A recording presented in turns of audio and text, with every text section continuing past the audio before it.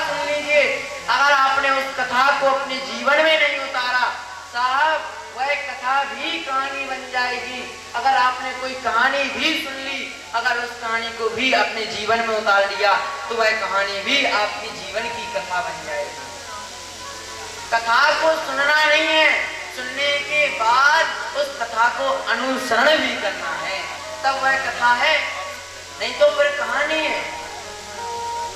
यहाँ से आप जो सुनकर जा रहे उन शब्दों को सुनकर हमें अपने जीवन में अनुसरण भी करना है। श्री आत्मदेव शर्मा ब्राह्मण जी का नाम था और धुंधकारी उनकी धर्मपत्नी जी का, और वो भी उल्टी थी। अब देखिए, जो वो कहें, अगर उनके जो पतिदेव थे वो कहें आप खाना बनाओ तो वो खाना नहीं बनाती थी।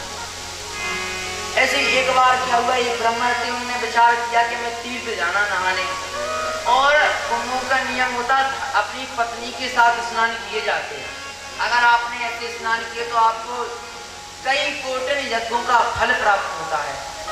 और उनकी पत्नी थी समझो विलोम, उनने कहा कि अगर हम कहेंगे चलना है तो वो कहेंगी नहीं चलना। उनने कहा देवी ऐसा करके कौन जाए कुंभ में नहाने, घर में थोड़ी गंगा जल डालेंगे, एक मंत्र पढ़ेंगे, मंत्र पढ़ने से गंगा जी का आवाहन हो जाएगा, किसी को नहा लेंगे, पैसे बची, हर चीज बची। देवी जी बोली कैसे मूर्ख हो आप, क्यों नहीं जाएंगे, हम तो जाएंगे।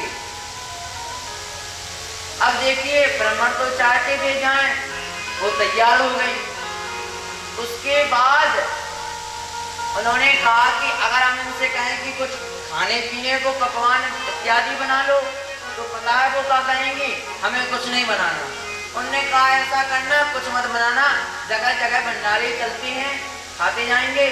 बोली कैसे नहीं, तुम्हें भूखन मारना मरना, पर हम तो बनाएंगे। अब महाराज जी बोले जी अच्छा। ऐसे ही उन्होंने अपनी बातें बनाकर अब बोले, जैसे गंगा जी में पहुंचे तो प्रसन्नता से उन्हें विचार नहीं हो रहा था कि हम इतने उल्टे आदमी को भी लेकर आ गए।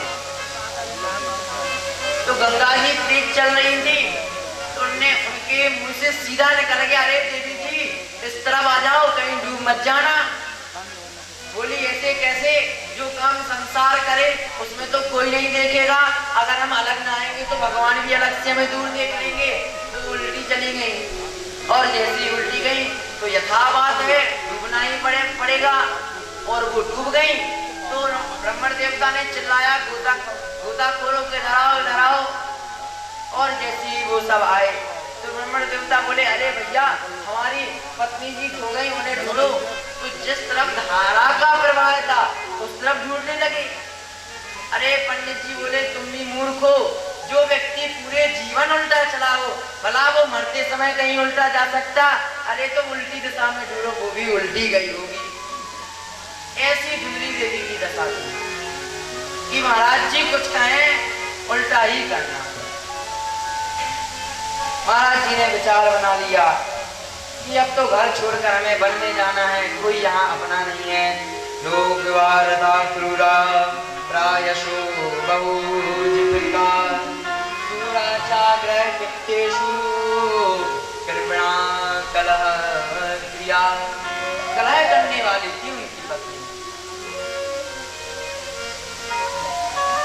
अब विचार किया और वन में पहुंचे, और वन में बैठकर, और ऐसा नहीं आजकल घर पर हुई खटपट और चल बाबा के मठ पर, घर में दो चार बातें हुई, बोले अरे देख लेंगे, हम भी, हमारे गुरु जी हैं वृंदावन में, हम जा रहे हैं उनके यहाँ रहने, और मुड़कर पीछे देखेंगे कोई बुला ले हमें। तो ये कोई वैराग्य थोड़ी है, ये तो संसार को दिखा रहे हैं आप। अब ब्राह्मण देवता ने विचार कर लिया हम तो चले। वो गए और रोने लगे, और रोते समय कथम रोदसी विप्रतम काते चिंतावलीयसी वदतम चत्वरम मयम स्वयस्य दुःखस्य कारणम। अब देखिए मंदिरों में भगवान के भक्त मिलते हैं, मदिरालय में मदिरा पीने वाले मिलते, मधुशाला में वो मिलते, और विद्यालय में विद्यार्थी मिलते हैं। इसी प्रकार जो पहले के वन होते थे ना, उनमें साधु संतों के ही दर्शन हो जाते थे। एक साधु वहां से गुजर रहे होंगे, उन्होंने देखा, अरे ब्राह्मण रो क्यों रहे हो, क्या हो गया? आपने जो अपनी पूरी बात बता दी, गाय को भी कोई बछड़ा नहीं, हमें संतान नहीं, तुलसी का अगरवा लगा हुआ सूखता रहता है, कभी तो अगर लेकर भी आए बाहर से तो उगता भी नहीं, सेवा भी करते, हर चीज भी करते। किम ब्रवीमे से दुखम पूर्व पापेन संचितम मदीया पूर्व जास्तोयम कवोष्णमोपे भुंजते। ऋषि कहते, महात्मा जी कहते, अरे ब्राह्मण, तुम्हारे 7 जन्मों ना आगे तक कोई पुत्र है, न 7 जन्म पीछे तक कोई पुत्र था, ना ही तुम्हें कोई पुत्र प्राप्ति होगी। और जैसे ही यह बात सुनते बड़े घबरा जाते।